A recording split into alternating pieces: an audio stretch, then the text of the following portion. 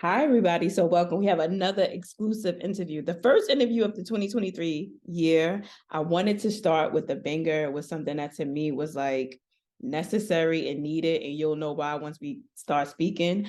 But I will introduce my guest, author Tracey Lewis-Giggetts, author and co-author of now 18 books, professor, host of the podcast Heart Talk, and the founder of Heart Space, a healing community created to serve those who have experienced trauma through the use of storytelling and the arts.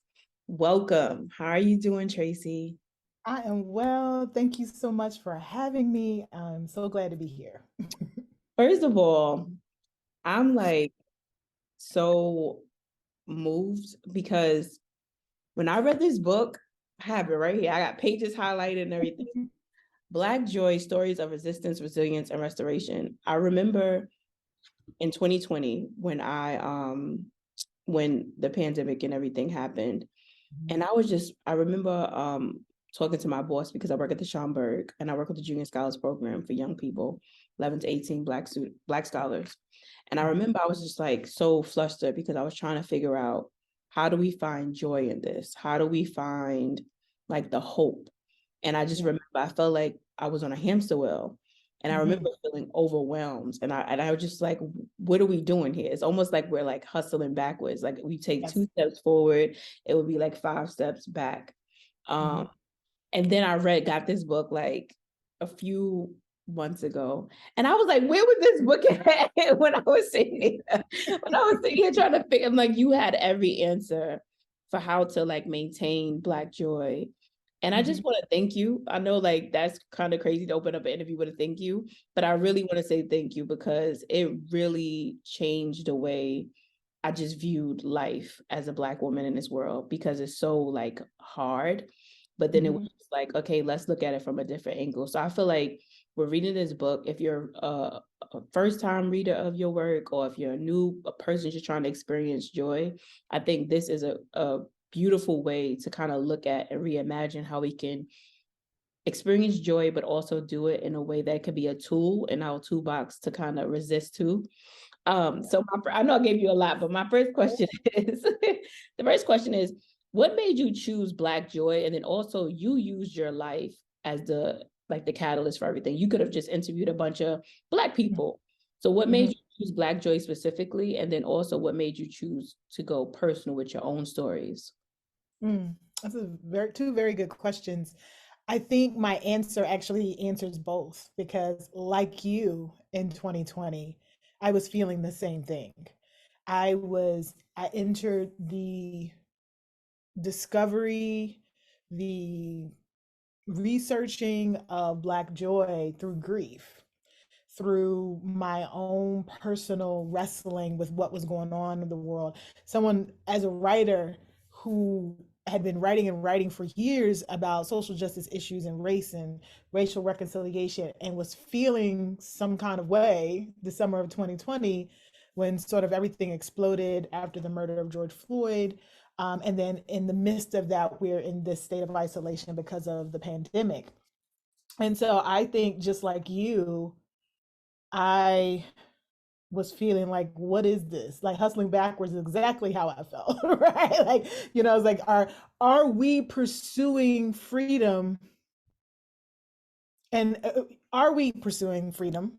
Question mark. And at what cost? At what cost um is what is our freedom costing us? And so I that began my research, that began um me looking at how our ancestors were able to navigate their experiences, their trials, their trauma, and still have joy and still be resilient and still be innovators and creators and still have an understanding of joy as a birthright and not as something that we have to go out and get, which was something that I thought that joy was something that I had to earn, right?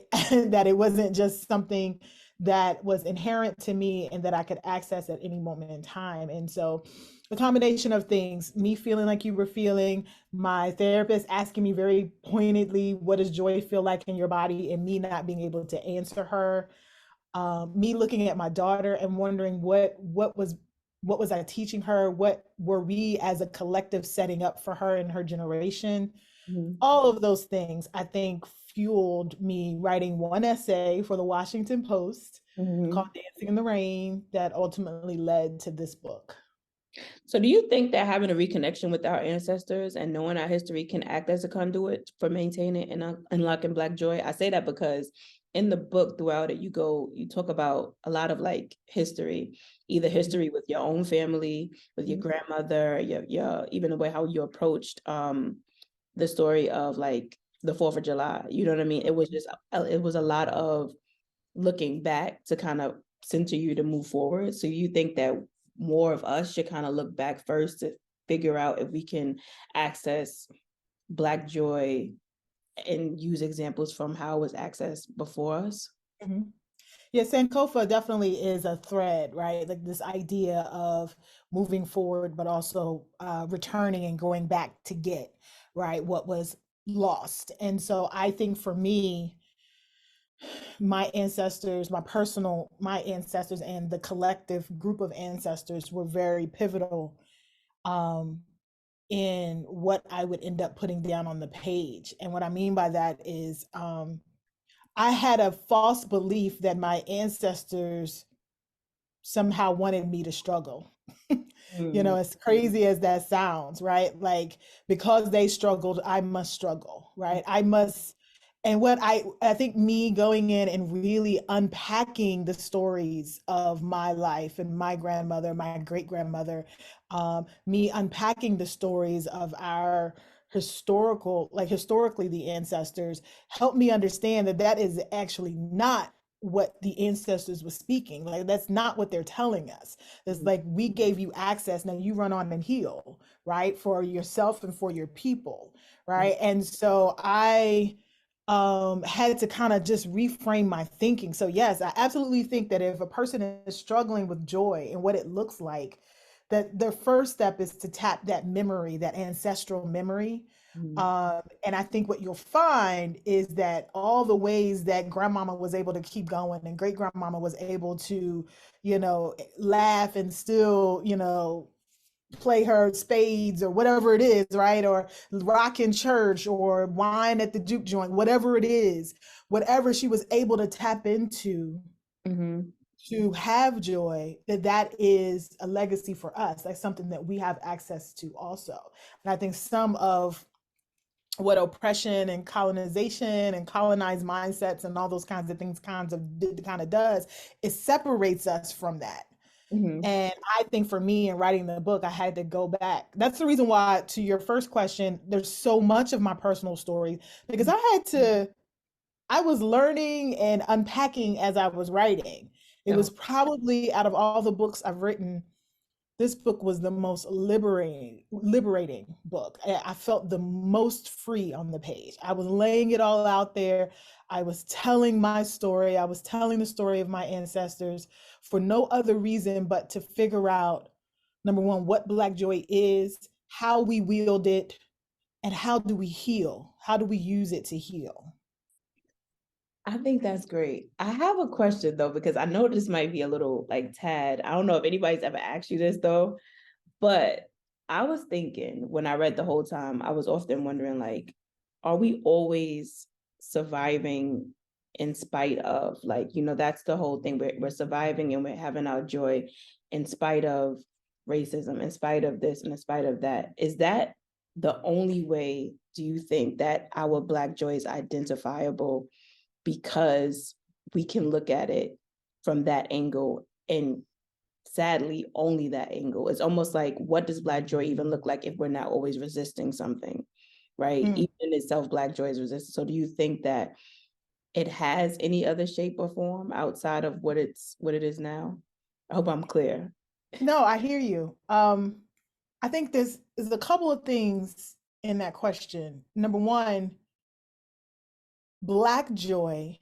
See, joy, period, is a universal experience. It's a universal response to pleasure. It is, a feeling, an emotion, a state of being that every human being on this planet has access to, Mm-hmm. right? It's inherent, it's a birthright. You have access to it, period, Mm-hmm. right?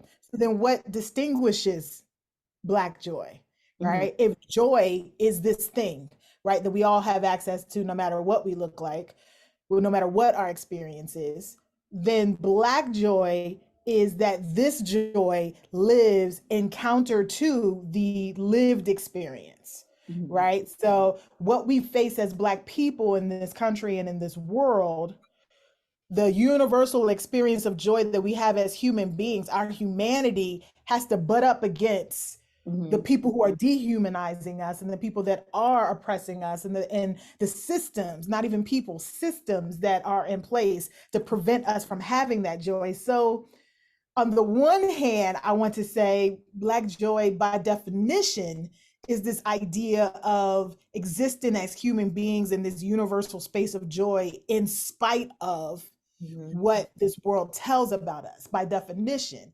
That said, to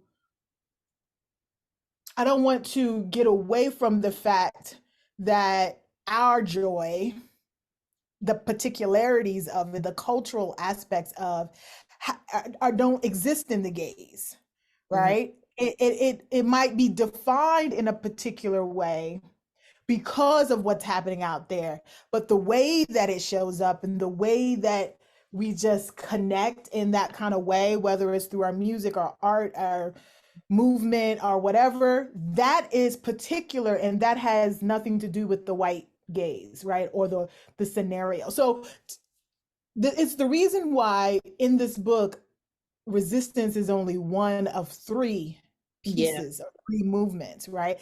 Because I do understand that if all we are saying is Black joy is resistance, Black joy is resistance, then we are centering the thing that Yeah. we're resisting, That's what I, yeah. It's like that right? becomes the, it's still the I. Like it's still. Yeah, it's still, we're centering that. And so while that is a strategy, Mhm. right? Like I do think it is a strategy and it's necessary. It's the strategy that the civil rights movement used it, anti-slavery movement, like all of our movements used our joy as something that we wielded. We saw it in 2020, right? With the sing, yes, the marching, yes, the protesting, but also the singing and the dancing and all of that that we saw during those marches. And so but resistance is not the only piece. It's also a tool. Our joy is a tool that we use to heal ourselves, whether we solve an issue of racism or not, whether or not oppression, exists forever or goes away tomorrow or not. Mhm. It exists as a way that, as a human being, we heal, right? And that was important for me. That it wasn't just resistance, that it was resilience and restoration was also pieces of that. Hopefully that makes sense. It does. So when I read this, I was really thinking like, why Black joy? And not probably in the way that you might think when I just questioned it. I was thinking for a while because Black people, of all the things I could say that we experienced in this country, because I'm talking from a Black American standpoint, like joy would not be the word that I would pick. And even James Baldwin said to be a Negro in this country and to be relatively conscious is to be in a state of rage almost all of the time. And so when I think about joy, my question is kind of like, shouldn't we always be in a constant state of rage with no rest until things change? And how Mm. can choosing joy be deliberate? How can choosing to be deliberately joyous be used as a tool for Black people? I think that's what is always a constant, I think, battle for my generation, especially, is like, how do we have that rage at a constant rate, but also access that joy at the same time? Because what would appear to be joyous or joyful is like, why are you laughing when somebody died? Why are you even having these good moments? It's almost Mhm. like when somebody passes away and it's like you don't feel comfortable laughing at a joke. So if I'm Yeah. saying I'm resistant and I'm trying to do all of this that I can in a movement or liberate myself and my people, shouldn't I be in a constant state of rage? So what I will say to you is that it's not but, it's Okay. also and. Mm-hmm. I think one of the biggest things that I wanted to get across in this book is that that constant state of rage lives in the same space as our joy, that they can exist and coexist together, right? In fact, they must, or we will devour, we will cannibalize ourselves. Mm-hmm. Right? We will. So here's the thing: if you think of your bodies as, as a vessel that's holding all of the various emotions, when rage is big in our bodies, like it has been for many of us for many, many years, Mm-hmm. what can happen if you don't have an understanding that you can access joy in that same space is that then rage takes over your body, Mm-hmm. right? And that's the only thing that exists. Sorrow and grief and rage are the only things that exist, and that's going to manifest itself, and it's not always going to be positive, Mm-hmm. right? And so I believe that we can hold the righteous rage that we have and continue to be persistent in dismantling systems and doing that work, Mm-hmm. and also like that, I say that throughout the book, and also have joy and love and peace. And the thing is that if we really think, go back to that funeral example that Mm-hmm. you Somebody know always gave, that.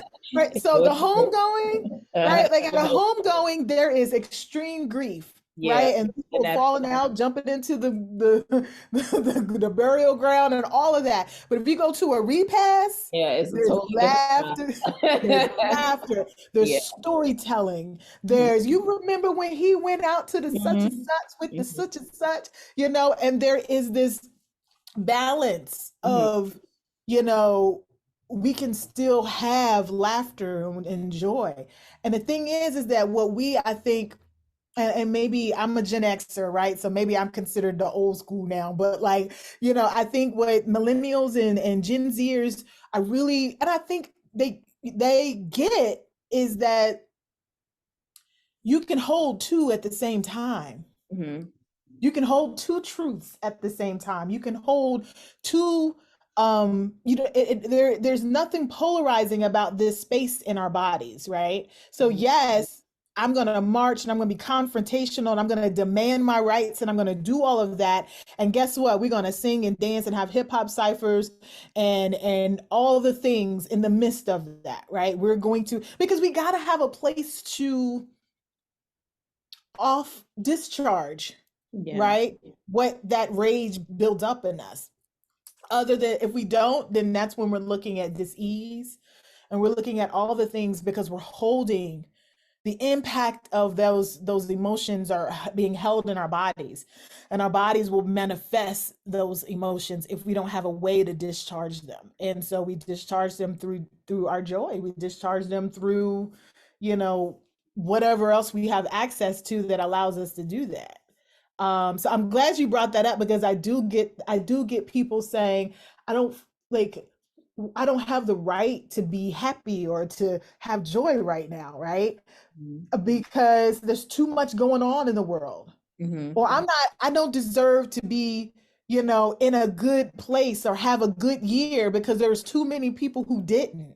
Yeah. And I feel like our ancestors are saying, no, no, no, no, you got it backwards. Mm-hmm. Like, because you are there, Yeah. right? You get to have access, you get to hold both. There was a season in our people's lives where holding both, sometimes could be the difference between life and death. The outward demonstration of your joy Mm-hmm. could be perceived in a way that could lead to your death, Mm-hmm. right? And so if you have the freedom to hold both, then hold them, right? Yeah. I like that. I think that's the most effective. Yeah, and I think it is too. I think that's something that we just battle with just because of it's so ongoing. It feels like it Yes. should be a pause or something. Yeah. But one of my favorite essays is the one where you advocated for your daughter when it came to her schooling. Yeah. You as a Black woman and a mother made a decision that you weren't gonna like they weren't gonna steal her joy. That was the moment for me personally, because it's always been like when I could think back at specific moments in school when it was like she's too talkative, she's too like expressive, she just doing too much, you know. Mhm. And it was just like, why was it important for you to step in? Because I know a lot of times, and you said it in the book too, it was like you get that moment where you just want to correct your child because you don't want like these folks to be like, girl, you got a mother, you got people, like you have somebody that is, raising you. You're not just out here like doing whatever you want to do. So it's like in an instant, you want to correct her. But at the same time, it's like you gave it some time. And then it was just like, no, like they trying to steal my baby girl's joy. How do we identify that? Like you spotted it, but there's so many parents that just don't want to be seen as bad parents, that they're overlooking that. So what made you kind of spot that? And then what made you understand that by not taking her out to school, that it would be like slowly stealing her joy of like who she was? It would be like slowly but surely chomping at who she is as a person and Yeah. her spirit. Yeah, I am a work in progress in that regard because I am, you know, knocking on 50, right? Like I am a Gen Zer. And so there's that part of me, that respectable part of me that says that you don't go out in these streets acting any old kind of way, Mhm. right? Or what we define as any old kind of way, even though it might just be being a kid and just being yourself, your personality, is very narrow. And so I do, even to this day, live in the tension of, I don't want her joy to be stolen. I don't want her spirit to be quenched. I want her to be the free Black girl that I'm raising her up to be. And she's got to navigate a world that won't understand that.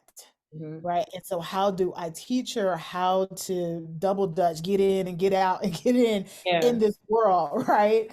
And that was hard. In that particular scenario, though, what I was seeing in my child was what I knew in myself as a little Black girl, what I Yeah. felt in myself when I wasn't allowed. I was too much in 1 minute and not enough in the next, right? I was, how I showed up it was different. It wasn't acceptable, right? And so I remember that feeling and deeply not wanting that for her, Mhm. and I clearly understood that there's a difference between helping a child understand and navigate and have boundaries and all those kinds of things, and telling a child they cannot be who they are inherently. And I felt like that more of the latter was happening, right? And there was a perception of her that was being carved out, that if I didn't take action would carry with her in future grades. And I Mhm. didn't want that. So I made a move, right? Folks can read it in the book, but I was like, here's, in Black folks' term, here's what you're not gonna do. Yeah, and I was just like, I was so hyped. I was like, yo, another Black girl saved. It felt like you just came to the rescue, because there was so many times, even working with young people myself, you see how they come in one way to the program where they might be like, quiet. And you're like, oh, Yeah, that's a quiet girl. And it's like, no, because nobody ever like gave them that room to just kind of blossom. And then you yes, see yourself in those children, and you just see it and you want to protect that, because eventually somebody outside of our control is going to try to rob that or stomp it down. And it's like you trying to preserve that for as long as you can, but it's also really hard when they go to school. So yeah, it's just amazing that you put that in there, because I feel like that will help a whole bunch of parents when it comes to like knowing when to advocate, when it's like when they're crossing the line, and it's yeah, not child rearing and like having a good student in the class is stepping over something that is not good. absolutely, absolutely. And then that to me is like a small revolution. Like you said that too, like a lot of small revolts. You talk about the big ones, but it's always the small ones. And one of the ones in particular, I feel like was just so bomb when you said you were not going to code switch anymore. You were going to wear your hair how you were going to wear it, and when you're in your jobs and stuff. And I just wanted to know, like, what made you say, you know what, I ain't doing this no more. Like, I'm gonna take an exit. Like, I'm just gonna preserve myself now. And how Mhm. can other people, especially Black women, do the same? Because it feels liberating, but in the beginning, it's very frightening. Yeah, It's like, and it's frightening to people that don't look like you, and you can be frightened by people who look like you, who believe the same thing. They believe in respectability politics. So it's like, I'm not only combating the racism and the white supremacy, I'm combating people that look just like me. yeah, So it's like, how do you get the courage, or how did you get the courage to do that? And I guess, yeah, what advice can you offer to other Black women? yeah. Yeah, my code switching button is broken. It don't work. I can't say that I never ever 100% don't, but I rarely Mhm. do anymore. And I think where I ended up with that, and let me just say, I have all the grace in the world for people who don't have the privilege to be able to not code switch. Mhm. Let, for the sis who's like, listen, I got to go to work, I got to pay these bills for these kids, so I'm about to straighten his hair and get up in here and get this job. Yeah. I think there is, it's not about how you know wear your hair per se or how you speak per se, and more about what is your level of awareness of what's going on and why you're doing what you're doing, Mhm.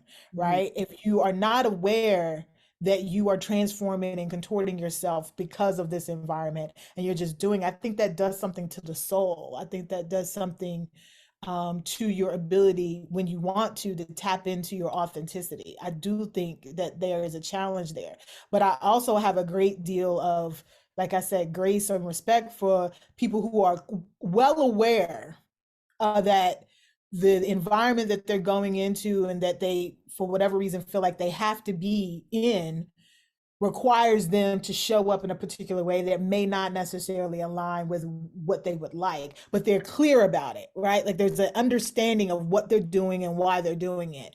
For me, I just I had to weigh the costs, right? And for the work that I did previously as a professor, myself as a writer now, the cost for me was too much, right? The cost to my soul, the cost to when I looked in the mirror, how I saw myself, right? And what honestly gave me joy and made me feel good in my body didn't always align with how I was told I was when I worked in corporate America, how I was supposed to show up, or even in academia, how it was supposed, it just didn't align. And Mhm. I didn't know that that was okay. Mhm.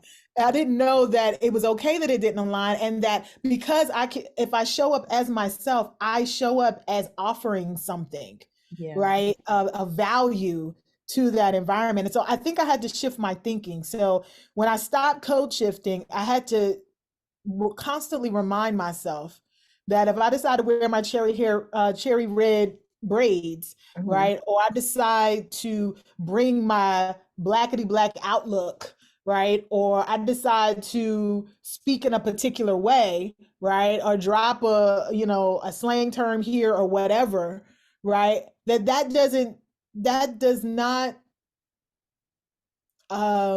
that may change how people perceive me, but Mhm. it doesn't change my level of intellect, it doesn't change who I am, my heart, it doesn't change anything, right? But what it does allow me is to be more of that. Yeah. I could be more of myself in that space, and I can bring something unique and different and awesome, or maybe not so unique but simply just different than what's in that environment. And here's the thing, and I do say this, there's a price that I pay for that, Yeah. right? Like real talk, like there are certain spaces they're just not going to tolerate it, Mhm.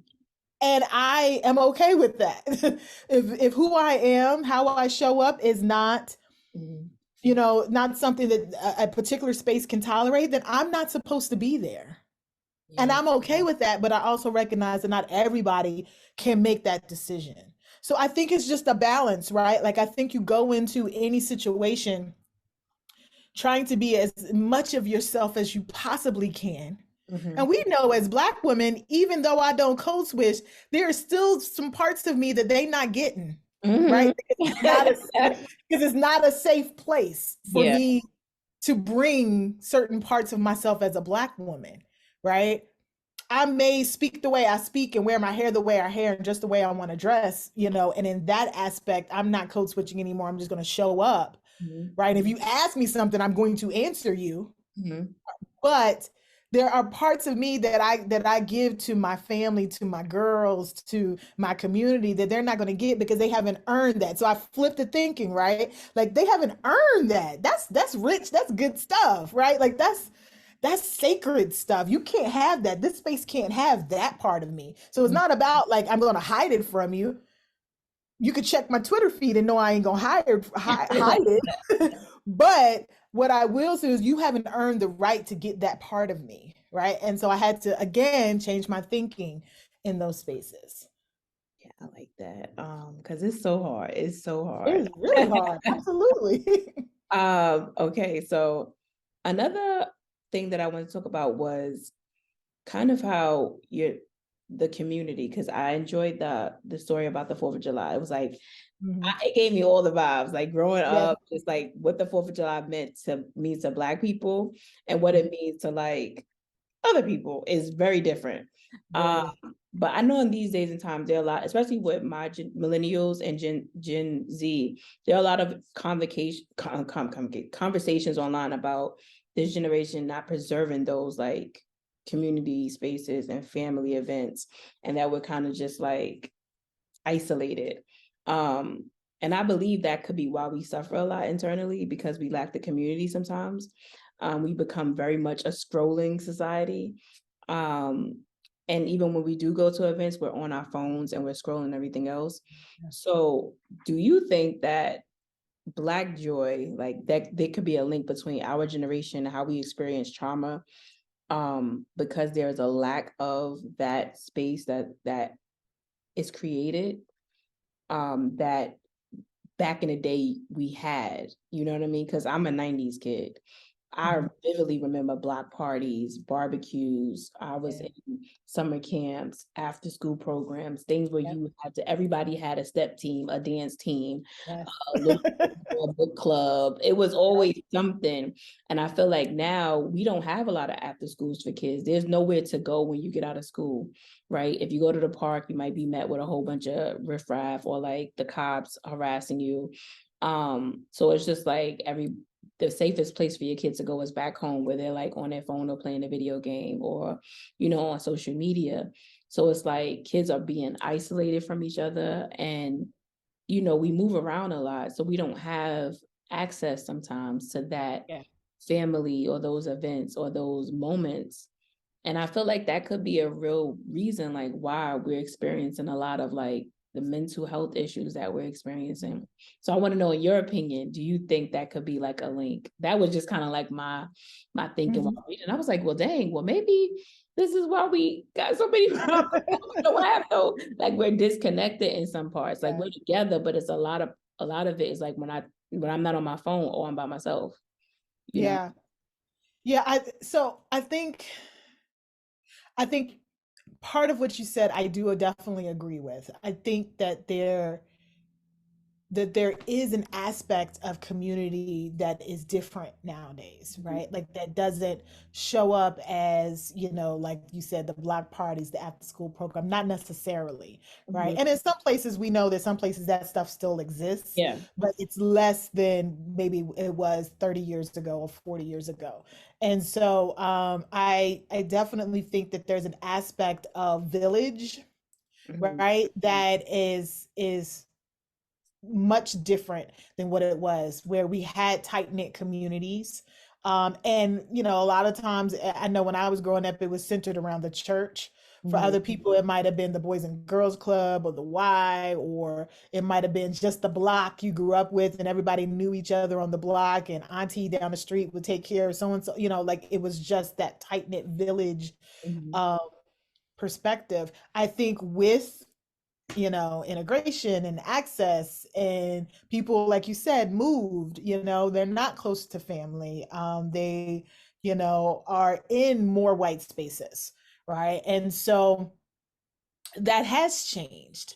I'm not inclined to say that it's worse. But what I'm trying to do as a Gen Xer, right, is to say that it's different, and that the way that community forms for Gen Zers and for these later generations just looks very different and foreign to me, right? And so some of what we see, the reason why Black Twitter exists, because Black Twitter is a manifestation of the dozens that was played, on the porch, or the back and forth, or the conversations or the call outs that would happen on the block, right? It's just digital now. It's just that now you're not going back and forth with the person on the block. You're going back with somebody in Cape Town, right? Or whatever. So I don't want to necessarily say that the way community is formed is somehow worse than, but Mhm. I do think that we have lost the value of face-to-face, experiential, relational, in person kind of, that dynamic, right? I think that there's value in that doesn't exist as much nowadays, and can be problematic, because it used to be, if you knew so and so down the street's mama was going to be watching you just as much as your mama would, you're less likely to go and get in trouble, right? You're less likely, because everybody's watching. It's going to Like get back to your everybody was mama. the cops. Exactly, right? And so there was less autonomy. Hmm. I think and there's benefits to this, right? Like, I think Gen Zers and late millennials have more autonomy. They have more freedom. They have more access to information. I was just talking to my husband about this, about something, and he was like, we were talking about my daughter's 11. We're talking about something my daughter was talking about or dealing with, and we were like, there, we weren't even thinking about that at 11. Like, Mhm. we didn't have access, but because of Yeah. YouTube and all of these things, they have access to information, so they know more. And so that influences how they see community, how they deal with community, all of that. So I guess what I would say is yes, and yes, I do think that I think I want to see us have more community events. And for the last 3 years, pandemic has made that challenging, right? And so I want to see more community. I want to see more village mindset. It seems like the more access and more integration and the more assimilation happen, the less community and the less village mindset happen, right? There is, I think, a correlation between that. But I want to believe, I'm trying to be optimistic and hopeful to believe that what's being created and formed right now, um, can have a positive impact also in some way. I hope. All right, so throughout the book, there's a duality that you create when talking about Black joy. What I notice is that you use painful moments to showcase how even in despair, we can find joy. So why do you believe it's necessary to still be able to find joy even in despair and not simply just let it be? Hmm. Hmm. That's a very good question, because I think there's value in letting pain be. Mm-hmm. Right. I think there's value in sitting in a painful moment or traumatic experience, and sitting and being still in it. And I think that if you stay there, Mm-hmm. if you dwell there, if you live there, and you don't have any other way of experiencing your life through the lens of joy, through the lens of, love, and, those kinds of things, there's no other way to say it. I think it can take you out. Yeah. I think that it has the capacity to overwhelm you. I Mm-hmm. know I can speak from my personal experience in that, until I understood that, the grief that I was feeling at the loss of my family member to racial violence, or my own traumatic childhood experiences, um, was so consuming me. It was the story that I told over and over again. It was everything. It consumed me. I left no room for joy to do the healing work, right? Like, I left no room for the people who loved me to have that love be able to heal me in a lot of ways. Um, and so I think the challenge is that we want to identify what joy feels like, access that joy, call it up when we need it, when the rage and the grief and the pain and all of that is so big, because that's how we right size ourselves. Mm-hmm. Like, that's how we make sure we don't tip all the way over into despair, right? So I think it's is what we were talking about earlier. Like, I think it's just a way to offer ourselves some harmony, some balance in the midst of really painful, traumatic experiences. And it's something that's in us to do because our ancestors did it. It's the reason why we're still here, was because they could have allowed colonization and the transatlantic slave trade and Jim Crow, and they could have allowed it just to take us right on out, right? Because that's enough to take us out. Whole generations lost in these systems. And yet we're still here. We still have the capacity for joy and to create and to be innovators and to be resilient. We have the capacity. And so I think thriving, which is above and beyond just surviving, means that we learn how to hold both at the same time. I like that. I like that a lot.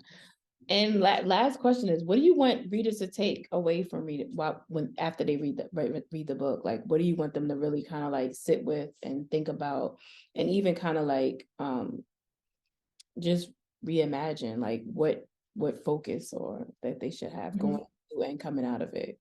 Because you go into it with like a beautiful cover and you're like, oh, Black joy, but you come out of it very differently. Well, it's funny because I've that has been the feedback, and I wrestle with it sometimes. Was that a good thing or a bad thing? But people always say, "Girl, I thought I was going to get a lot of the reviews and feedback has been, girl, I thought I was just about to give me a little something," and then I'm like, "Wait a minute now, what is she doing to me?" It's healing work, right? So it's you're going to go through in order to get through, right?